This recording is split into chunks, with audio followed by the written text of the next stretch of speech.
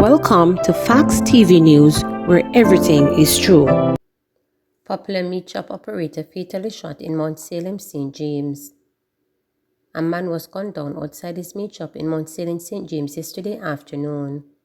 He is Clive Lawson, who resides in the community. It is reported that about 4:30 p.m., the popular meat shop operator was standing outside his establishment, which is located along the main road in Mount Salem, when gunmen in a vehicle drove up and opened fire. Lawson was shot multiple times. He is the third person to be killed this week in Mount Salem, which has been under a zone of special operations since 2017. The police imposed a curfew in the community on Monday. Mentally ill man reportedly killed by Berlin guard. A man believed to be of unsound mind was gunned down reportedly by a Berlin security guard in Morant Bay, St. Thomas, on Wednesday afternoon after allegedly posing as a robber. The now deceased had allegedly pulled out a toy gun just before he was shot. He died on the spot. One vendor from the Mount Bay market recalled moments leading up to the man's death. "I was at my stall and I heard an explosion. When I looked, I saw a man running with blood dripping from his belly, and then he fell on the ground," the vendor said. "He was running until he fell on the storefront," the vendor added. The police were on the scene of the incident with the Berlin team to gather information. Councillor wants increased policing in Dumfries, St. James after second double murder. There is now a call for increased policing in Dumfries, St. James after a second double murder in just under a month has left residents tense and fearful. The police have to get on top of the situation and start doing some tougher policing in the area. Not brutalizing, but they have to start doing their checks. And the little things you may not have slide before, you have to check it out now, Councillor Mark McCain, Jamaica Labour Party Somerton Division, told reporters after visiting Keenan, the section of Dumfries, where Wednesday's shooting occurred. The deceased have been identified as 30-year-old Andre Brown, unemployed, and 24-year-old former Romaine Melville. One resident who asked not to be identified by name theorized that the men were cut down as reprisal for an earlier incident in which a woman was shot and injured in the community. They were allegedly shot by men traveling on a motorcycle who indiscriminately opened gunfire on bystanders after a search of the area did not hit their intended target. Brown and Melville, who are said to be close friends, were shot multiple times as they stood in the community square. The gunmen escaped, leaving their relatives distraught. While most people were hesitant to talk, one of Melvin's family members spoke about the grief ripping them apart. "I can't even tell you how we feel right now. The whole of us mash up right now. From morning I don't eat anything from I hear the news, and right now I don't even know what to do," he stated. Wednesday's double murder comes from Adolphus Holder and Giovanni Brown, who were shot and killed at a party in the community on April 16. Councillor McCain says the recent incidents of violence have left residents petrified. "The community is on edge right now. It's a fearful time. People are hurrying home from work and school. Nobody's on the corner anymore. The shops have to be closing early, the bars. No business after a certain time," he pointed out. He is concerned about the long-term impact. "We are a family-oriented community. We play football on a Sunday evening and swim in the river. So it's kind of surprising and fearful where the citizens now don't even want to leave their homes because they don't know exactly what this is all about," he explained. McCain is particularly concerned that other areas of his division have also seen a recent flare-up of violence. "In under 3 months, we have had 3 double murders, the other in Somerton, plus some other shooting in the space as well," he pointed out. Man shot and injured at child's funeral.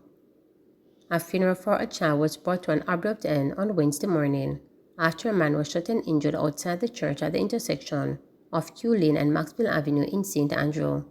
Residents say the man was standing at the corner when a motor car approached and men alighted from it and opened fire. The man has been assisted to hospital. The area was cornered off by police, causing traffic delay. 14-year-old student hospitalized after stabbing at St. Anne's School. A 14-year-old student at the Arbuthnot Gallimore High School in Alexandria, St. Anne, was hospitalized on Tuesday after he was stabbed in the chest by a schoolmate. The grade 9 student was admitted to hospital as his left lung reportedly collapsed after the stabbing. The incident reportedly happened on the school's compound. Reports reaching reporters are that a 16-year-old boy who is accused of doing the stabbing, is in police custody but has not yet been charged. The accused student is in grade 11. The knife which was used in the incident is also in police custody. It is understood that around 11:30 a.m., the two students had a dispute during which the 14-year-old was stabbed. The cause of the dispute was not ascertained up to press time. Man accused of beating mother of his child at clinic. A man who is accused of beating the mother of his child at a medical facility in St. James was dragged before the parish court on Wednesday. The defendant has been scheduled to reappear in court on May 18, where the complainant is expected to be present in order to facilitate further examination of the matter. Stephen Clark, who is facing charges of assault occasioning bodily harm and unlawful wounding, had his bail extended when he appeared in court on Wednesday. The allegations are that on March 9, the complainant took the couple's child to a medical appointment at a clinic in Montego Bay and was about to leave when Clark accosted her. When the complainant saw Clark, she reported they tried to run back into the clinic, but he grabbed her and asked, "Why are you making a next man hold my child?" before allegedly punching her in the face and tripping her to the ground, causing her to cut her knee. Clark then allegedly continued punching the woman before other persons intervened. The police were summoned and under caution, Clark reportedly said, "A long time thing this, can't talk to her." He was arrested and charged. During the proceedings, presiding judge Sasha Marie Simit Ashley made an order requesting that the prosecution contact the complainant, who was not present, in order to ascertain the appropriate measures to be taken in advance in the case. The judge also vacated an order for a warrant, which had previously been issued for Clark's arrest due to its failure to appear on previous court date. The complainant should be here so we can decide the way forward. The complainant is to be contacted to attend court, Justice Simit Ashley said, as she scheduled the case for May 18. Jamaican man found dead in Mexico. A Jamaican who was traveled to Mexico allegedly with hopes of crossing the border into the United States recently died in that country. Minister of Foreign Affairs Kamina Johnson-Smith made the revelation while responding to questions about legal migration during yesterday's morning post-cabinet press briefing. A young man who had been missing in Mexico has now been identified as having died. He was regrettably an unidentified person found on a street.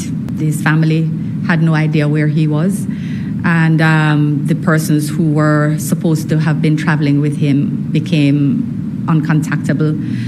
However, some efforts were made by our embassy in Mexico to reach out to the department that is responsible for identification of personnel and of persons. And it was found that the young Jamaican citizen was identified as having had an autopsy performed on him, but not having been a body claimed. Jamaican man found dead in Mexico.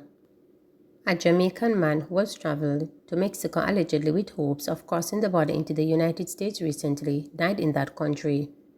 Minister of Foreign Affairs Kamina Johnson-Smith made the revelation while responding to questions about legal migration during yesterday's morning post-cabinet press briefing. Please remember to subscribe, like, share, and click the notification bell